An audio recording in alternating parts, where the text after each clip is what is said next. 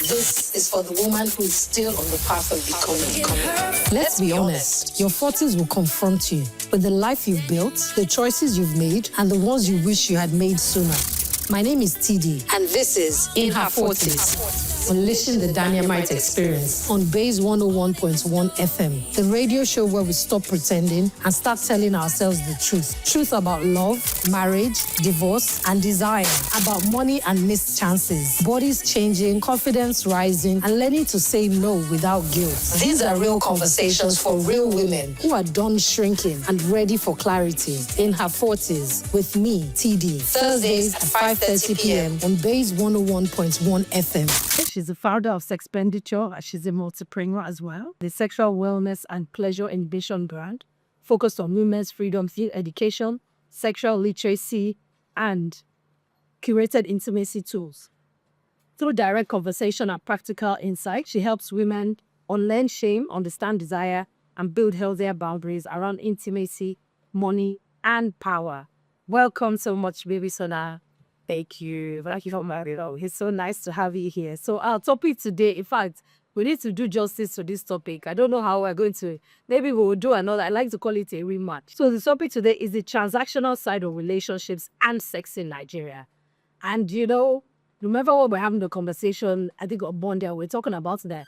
Sometimes people have just converted being in a relationship or romance for transactional stuff. So it's almost like people understand romance to only be where you buy gifts or you spend money on women more especially. So we felt like this is a conversation that we need to have because people of our generation were not necessarily like that because we grew up with actual gestures of romance. Like if a guy likes you, he'll make his intentions known. He'll write you love letter, get your cousin or brother or somebody in the area to try and help him. All those kind of things. But now it's almost like once you have money, you can pretty much get, I won't say any babe, but I'll say quite a number of babes who will fall for you.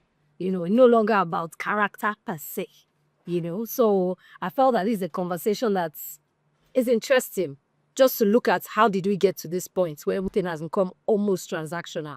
People are busy comparing themselves in terms of what your boyfriend did versus what my boyfriend did kind of vibe. Especially like Valentine's Day that just passed. A lot of people are competing silently with themselves that they are friends or whatever the case may. So, it's so interesting that we've sort of gotten so focused on, I don't want to use the word paying for romance, but it's almost like that. It's almost like people are trying to buy your companionship or your time, so to speak. So you will, when people say transactional, relationships are all transactional. Honestly, people translate that to mean just one thing. But it's beyond that. It is security for access. Access could be emotional access. It could be social access. It could be financial access that majority of us would generally jump to. And then it could be Sexual access. And then the reason why, it's easier, romance is easier for people to attach. Most people deny, transactions because it's easier to call it romance than negotiation. Yes. So we just hide under the canopy of romance. Yes. Yeah. So it's almost like saying, like with the average person. Now, I do get that some people will say, because the country is tough, surviving, especially in markets like Lagos, where the cost of everything is very high, when you compare to maybe other smaller locales. So it's almost like people are trying to seek for someone to take up that responsibility. Yeah, so the relationship is another stream of income. It also, like when you go online, you have this narrative where women are saying things like, if you can't pay part of your bills, if he can't support you, if he can't buy you gifts, if he can't, pay for things like your nails, your hair, and co and co. Personally, I feel like as a woman, as an individual, so whether male or female, there are some basic things you should be able to take care of for yourself. Otherwise, you have no business doing it. You don't have to fix nails if you can't afford to fix nails. It's the truth. Your nails can still be neat and clean. And you buy paint and be painting it in the house. Back in the days when we were growing up, we used to paint our nails at home by ourselves. and it was fairly decent, you know. So sometimes I feel like maybe we're not cutting our coats according to our size. Yeah, everybody wants soft life. Like, Yes. but you say soft life is good. Soft life is synonymous to peace, financial comfort, some kind of rest. Some for but it becomes dependency when you have to depend on a man for some kind of lifestyle. Yeah. When lifestyle is withdrawn from that man, and then the true reality, the picture comes out. Yeah, exactly. So, because soft life can be independent, it can be dependent, it can be independent if it is self-funded. True. I agree. And because sometimes people forget that soft life is not necessarily the cost of what you're wearing. So some people think, oh, soft life is me having like 10 wigs, me wearing designer clothes or carrying designer bags and whatnot. So I like when you said it's peace, it's comfort, is because a lot of those things are much more important. Why am I going to be struggling to buy a wig of 1 million, 1.5 million? If I can't afford it, then I expect that a guy, just because he likes me, automatically I pass that burden on to him. And that's why sometimes I feel like with even the male gender, there's so much pressure on them to deliver from a financial point of view that to some extent, some guys don't even bother making an effort at romance at all. And the reason why I say that is like that whole toasting is gone. But the thing is, they believe once there's money, rest is huge. Exactly. So if the first thing you're telling me, if I'm telling you I like you, is like, oh, should I send my account number? Okay, you send the account number, I send money. Do you expect that now when you're calling you, doing midnight call, I'll be doing, no. Auntie, when are you coming to my house?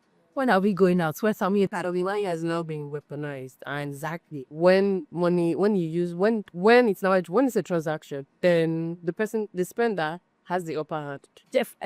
Absolutely. And then, exchange of power has already been there. It's already there. Exactly. So you've already traded some level of decision making when you begin to feel like you have to take permission from the person because he has basically bought. Yeah. It's like I've paid for your time. Paid for it. Yeah. He has bought obedience. He has bought your loyalty. He has bought priority. He's supposed to come first. He has bought Maybe submission or in social situations. Yeah. So sometimes we as women forget that. And like when you said power has changed hands, we completely forget sometimes that we're automatically giving our power to someone else. Because if I need you to look as good as I do, then of course you feel in control. Because it's almost like the day I don't feel like paying for you to go to the salon, then you can't afford to go to it. So, like maybe we've had an argument and I'm saying, hey, and you said you're going to give me money for my nails and my hair. Now I want to go. And you're like, no, I'm not giving you. I don't have a choice. I have to sit down in the house. It doesn't even say sit down. I'm not giving you what I'm not going to sit. Absolutely. End of conversation. Because if you could do it for yourself, then you wouldn't be asking in some scenarios. And I feel like because there's so much chatter about it, it's almost like the women who don't are seen as if you're not sharp, kind of vibe. Because people almost feel like, how can you be dating a guy that is not, that you should be dropping something at all, that kind of stuff. So when your rent is due, you now pay your rent by yourself. He's not going to contribute, he's not going to add. And they're like, well, he's also paying his own rent.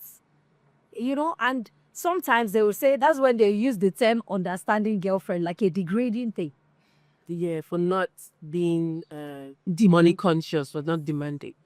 So, well, you see, there are lots of social constructs to this. Somehow, you would realize that society in itself somehow values women. I wouldn't use the word value, but it's when a woman is associating with the big goons. If society sees her a certain, society celebrates women like that. It's branding and packaging. So, and that's why there's always been the concept of the quote unquote it girl for generations. So there's always that girl, or maybe a group of girls that they're just popular. You don't really know why. The new slogan for that would be small girl, big God. Yeah, all girl with big God. God, yes.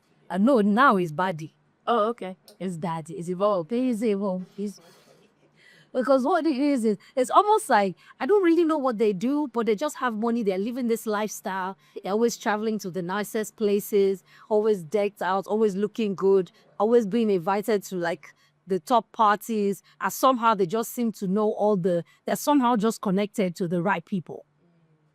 You know, I think that if you cannot afford the lifestyle without him, that's the spender, then you are just negotiating. Yeah. Yeah. Absolutely. You are depending, and once you are dependent, expect every baggage that comes with it. You're not in it. Yeah, you've already lost your power, your position, whatever goes with it. Go with the flow. So I would ask, because we know, let's not, without beating around the bush, it's almost like, because we've already said it's transactional, so something is being traded. And a lot of the times it is sex. Because it's hard to explain why else you are demanding for someone to take care of you, and you're not giving that up, So that's why I would say, do you think sex is often used as currency in Nigerian relationships? And what does that do to real intimacy? In some relationships, intimacy becomes performance to secure stability. There's a lack of fear caused by the economic instability. So some people have just one tool, which is sex, and then they use it to get what they want. And when that happens, desire then turns to duty. It's I scratch my back, so scratch mine. Sometimes these people know the rules. It's not like you don't know. The woman knows I'm here for this. The man knows she's there. Oh yes. So I give what I want, you take. You take, yeah. Speaking of the people knowing their roles, because I have quite a number of male friends and brothers, and Yeah. and in some situations, in our conversations, sometimes some guys are like, look, they prefer the transactional work because it's not emotionally draining. Because for them, it's like, I've had a stressful day or I've had a stressful week. I just want to be chilled. I'll be taken care of. I don't want a woman nagging me about what I've done, what I haven't done, kind of stuff. This babe, I know it's vibes and inshallah, she's just here for the do vibes. As long as I can pay her money and take care of her. So at best, maybe we'll go somewhere nice, have a drink or two, just to sort of set the mood. And that's with a guy who is still, that week. Some guys is straight to the point. Meet me in this hotel room or meet me at all, kind of stuff, And for them, it's almost like sometimes they don't want that hassle of, I would almost say, toasting a babe, and they just want guaranteed I'm going to have sex at the end of the night. And I'm thinking that low in that category, would we say married men? Yeah, otherwise occupied. Yeah, because I'm wondering, do single men behave like this? Oh, yes, women for transaction. Yes. I was about to ask you a question, can I? Please. Why would you think a single man would have transactional? Because they don't want the burden of relationship and the commitment of relationship. So I think that this is a 2026 kind of man. I don't think it's your... Oh, no. So I think this is a recent trend. Not necessarily. Yes, yeah, not necessarily. And the reason why I would say that is, now don't get me wrong, the transactions are different, very levels. So there's the outside transaction of, oh, this is how much I want kind of vibe. But then there's also the one of, I need to take this babe out maybe to a nice lounge, a nice club, have a good time, spend some money on her kind of vibe, which is also transactional because she expects that straight bit for the gram. But she's also trying to continue a perception. So she wants to go to the top clubs, top restaurants, take pictures, post on her social media and all those kind of stuff. So if you're able to fund that lifestyle, that also becomes some form of transactional relationship. Because these are probably places that she can't afford to go by herself on her own bill. So if you're the kind of guy who is naturally goes to those kind of places, so if she's your babe for the time, then she comes along with you. So she becomes that transactional. We're not in a committed relationship. I'm not your boyfriend, you're not my girlfriend, or we're kicking it. Are these are single guys? Oh, yes, absolutely. Okay. Absolutely. It's like when you say you have friends with benefits or is a situation shake. There's some guys that are single. I believe the single guys have the main lady. Sometimes, yes. Sometimes. So there might be a main babe, but then there's the once in a while another babe on the side, yes. Some people actually have a rotation. So they have maybe like 3 or 4 babes that they like. and they see every year. So that's why it's a rotation. So maybe this week is this person, next week is another person. So they like them for different things. And then they just, keep the vibes and inshallah going. So not one person can claim this guy is my boyfriend. So, and I'd almost say they're getting the best of both worlds. Yeah. I dare say that all relationships are transactional, but the married ones or single ones. I think we usually always, when we hear transaction, the first thing that comes to our mind is business, money. Yeah, I hear that. But I think transaction would mean maybe relating to exchange. Exactly. Because it can also be exchange of value. Yeah. So sometimes it's saying that. So transactional is not necessarily a negative. Yes. It depends on the contract when you're talking about it. Absolutely. Because you already said that a lot of the times once we hear transactional, we're thinking of exchange of what finances, the money. Exactly. Finances, gifts, and all those kind of stuff, which is largely what a lot of people's minds will go to naturally. But in all fairness, every single relationship is some form of transaction. Whether you like to admit it or not, there's some form of weighing the pros and cons. Is this person going to add value to my life or they're going to take away from it? That kind of stuff. So at the end of the day, we're all looking for best option, so to speak, But in the context of, let's say, money trading hands, we'll say, how do women set financial and sexual boundaries without being labeled difficult or ungrateful? So the very first thing is, if you want soft life, be able to afford it For yourself. You should maintain some financial independence. First things first. Then, clarify expectations early with this partner. This is me, This is what I expect. What ambitious you are saying, please, surprises here and there. Then live within your means. Don't be on a 500,000 naira salary and be expecting to live 5 million. Exactly. Where do you expect the 4.5 to come from? Okay. But live within your means. Yeah, absolutely. And I think, because unfortunately, maybe social media has also contributed to this whole facade. It has. So everybody thinks everybody else is living this glamorous lifestyle. That is not necessarily so. I have a friend who owns a restaurant, and the number of people that come to a restaurant just to take pictures. They're not buying food. They will just dress up and take pictures. I let some restaurant owners ban that. In fact, some started charging for it. So if you want to just take pictures, this is how much it's going to cost. This is the area where you can take your picture. A restaurant owner will turn that to business. Exactly. So that's another, So even if all they're collecting it's pretty much like going to rent a space to do your photography. So they'll charge you. So even if it's 5K, they even if you're already pictures. Exactly. So people bring change of clothes. They'll go into the toilet, change, and then, so imagine someone looking at that person and being like, this person's always going to all the nicest restaurants. But that's not really what's happening, And I feel like there's so much more. The expectations are high. So social media is just, raising the bar. The bar constantly. Yeah. And it's so unrealistic. Because especially in this part of the world. So, of course, not denying that there are people living those lifestyles. But more often, exactly. The rest of us are just trying. So I'm not going to top restaurants every other day. No, it's a nice treat for myself. If I'm going to go to a restaurant where I'm going to spend maybe 200K, by the time I eat a steak or salmon and a couple of cocktails, they bring my bill. And then you're saying that every week. I can't do that every week. How much this? Thank you very much. But some people genuinely live that life. And then what happens is that you are not living the life, that you can't afford the life, now want to just perch on this person, and just because that's what they are naturally doing, you now get some of that. And as women, we forget that it's not necessarily about you. They will do that for any girl that is with them. Oh, yes. So it's not that, I like Kemi so much, I want to treat her nice. Oh, but body get greedy. Well, fair enough, yeah. Oh, there are levels to this thing. There are levels to this thing. There are levels where the man is like, this is like the mistress, and you're not going anywhere. I'm paying for you. It's a full-time job. Yes. I'm paying for you to be comfortable so that you are pretty much at the level ready for meals them whenever. Yes.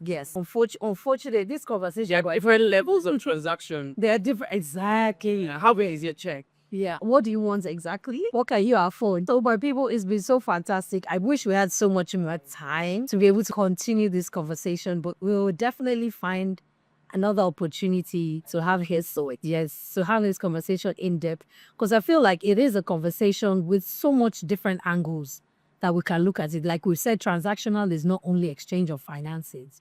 More often than not, when you're getting into any form of relationship or partnership, there is some form of transaction happening, exchange of value, exchange of time, all those things. So whether you like to admit it or not, we're constantly transacting on a daily basis and negotiating, so to speak, So it's been so beautiful having you here, B, and I'm so excited to find you again.